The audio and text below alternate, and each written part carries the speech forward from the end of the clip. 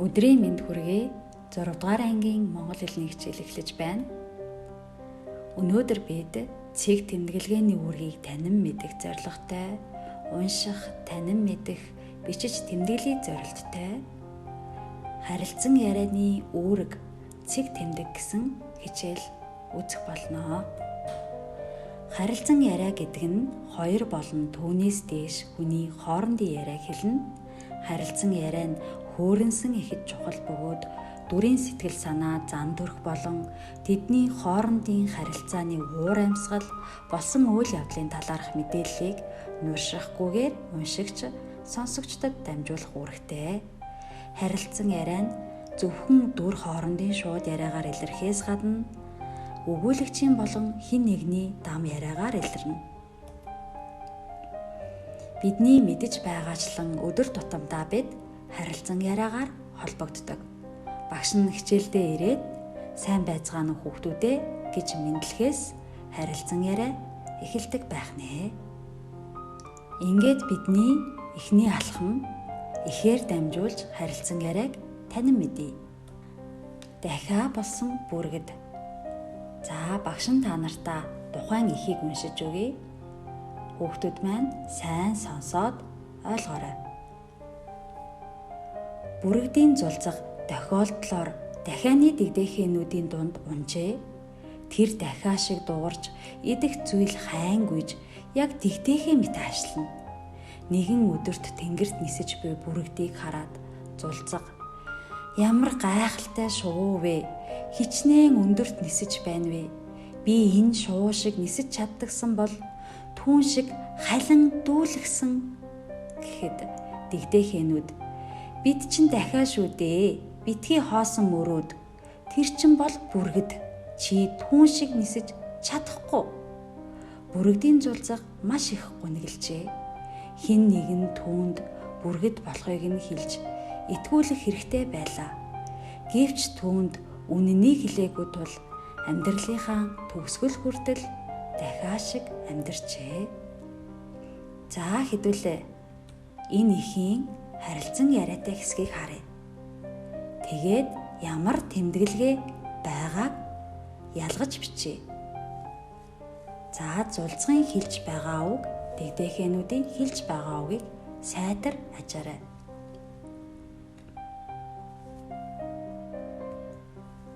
За ажиглаад дууссан болвол тэмдэглэгээг нь бичиж хэдүүлээ. Хамгийн түрүүнд давхар цэг авсан байна. Давхар цэг. За мөн асуултын тэмдэг авсан байна. Сайн байна. Өгүүлбэрийн төгсгөлд бичдэг цэгийг бол бид бүхэн мэднэ. За дараагийнхаа эхийг харъя. Зааны тавилан. Нэгэн аялагч залуу хөдлөгч үгүй, хол явах үгүй нэгэн заантай тааралджээ. Залуу эзнээс нь энэ заанууд яагаад чөлөөтэй явахгүй байгаа юм бэ хэмээн асуухад зааныг тугал байхаас нь л хөлийг нь модтой холбон олсоор уйсан юм. Тэд ихэндээ явах гэж оролцсон ч уяанасаа зүгдээд унчдаг болохоор өөрийгөө хол явж чадахгүй гэдэгтээ насан туршдаа итгэдэг болчихсон юм гэж хариулжээ. Бид эртнээс итгэсэн тэрэл зүйлсээсээ болж хизээж хийж чадахгүй хэмээн боддог болчихдог нь үүнтэй л ижил юм даа гэж залуу аялагч өгүүлжээ. За хэдүүлээ энэ ихээс бас тэмдэгнүүдээ ялгаж бичье. Тэгэхээр зааны эзнээс залуугийн асууж байгаа асуултаас тэмдэгэ ялган бичье. За дэвтэртээ тэмдэг гэж бичээрэй. За бичснийхаа дараа энэ хашилт хийдэг 2 цэг байна. Хашилт хийдэг 2 цэг байна. Мөн асуултын тэмдэг байна. Тэгэхээр эдгээр цэг тэмдэгнүүд маань ямар үүрэгтэй юм бэ? Бидний үзсэн 2 ихэд маань давхар цэг асуултын тэмдэг. Хашилт За хашилт гэхлээрээ хашилтаа нээх, хаах гэсэн үйлдэл байгаа. Мөн асуултын тэмдэг байлаа. За эдгээр тэмдэгнүүд маань ямар үүрэгтэй юм бэ? Харилцан ярианы цэг тэмдэг гэдэг маань бидний өдөр тутамдаа харилцан ярьж байгаа зүйлсийг дэвтэрт бичвэр болон буулгахад хэрэглэгддэг зүйл юм. Тэгэхээр хашилт маань шууд хэлсэн хөндлөнгийн үгийг хэлдэг.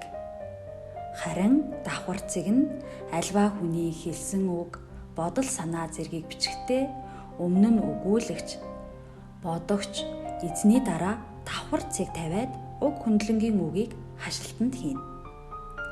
Асуултын тэмдэг. Асуусан өгүүлбэрийн эцэст асуултын тэмдэг тавина.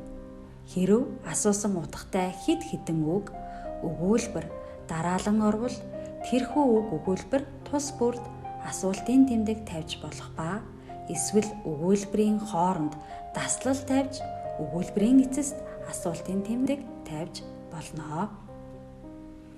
За ингээд хэдүүлээ харилцан ярианыхаа үүргийг тодорхойлъё. Дээрх хоёр ихэд харилцан яриа ямар хэлбэрээр өрнөж байна вэ? Зөв харгалзуулаарай. Дахиа болсон бүргэд зааны тавилан. Дөрүүд нь шууд харилцан ярьж байна уу? Эсвэл харилцан яриаг өгүүлэгч дамжуулж байна уу? За дахиа болсон бүргэд ихтээр бүргэдийн зулцаг маань дахианы дэгдэхэнүүдтэй шууд харилцан ярьж байна. За тэгвэл энэ зүг байх нь. Харин зааны тавилан дээр зааны өмнөөс зааны эзэн залуу аялагчид хариулсан. Тэгэхээр харилцан яриаг өгүүлэн дамжуулж байна. За тэгвэл харилцан яриануудыг дахин уншаад ярилцагч бүрийн зан төрхийг тодорхойлоод зөв харгалзуулна. За дөрүүд нь бүргэдийн зулцаг, дахианы дэгдэхэнүүд, аялагч залуу, зааны эзэн. Сайн сайханд хүрэх гэсэн хүсэлтэй боловч бусдын ятгалдад итгэсэн сүрэн тэмүүлэх орлогогүй гунигтай дүрх юм бэ? Нэг зүйлд хатуу итгэждэг, туул ширмал байдлыг мэддэг зовнингуй нь хинбэ? Өөрсдийнхөө онцлогийг мэддэг, бусдын чадлыг ч мэддэг итгэлтэй нь хинбэ? Өөрийнхөө төлөө бусдын эрхийг хязгаарлагч хинэггүй нь хинбэ? Бүгдээрээ хамтдаа олъё. Мэдээж бүргэдийн зулцаг маань өөрөө бүргэд боловч бусдын үгэнд итгэсэн учраас яасан байх нь? Сайн сайханд хүрэх гэсэн хүсэлтэй боловч сүрэн тэмүүлэх оролдлогогүй гунигтай нийгэм болсон. Харин дахианы дэгдэхэнүүд болохоор нэг зүйлд хатуу итгэждэг, туул ширмал байдлыг мэддэг. Аялагч залуу өөрсдийнхөө онцлогийг ч мэддэг, бусдын чадлыг ч мэддэг итгэлтэй. Харин зааны эзэн өөрийнхөө төлөө бусдын эрхийг хязгаарлагч хинэггүй нийгэм байсан байх нэ. Ингээд харалтаа нь зөв байна. За энэ ихийг уншаад энэ ихийг ажиллаж байх орондоо та хэд маань гэрийнхэнтэйгээ харилцан яриа үүсгэж байгаа гэдэгт багш нь итгэлтэй байна. Тэгэхээр гэрийн даалгаварт юу хийх вэ? Дөрүүдийн хооронд харилцан яриагаар болж буй үйл явдал ойлгогдож байна уу? За, хариултыг сонгож шалтгааныг нь тайлбарлах нь. За, дээрх хоёр ихэд буй харилцан ярианууд нь аль хэв маягт хамаарах вэ гэдгийг нь бас тайлбарлаж ирээрэй.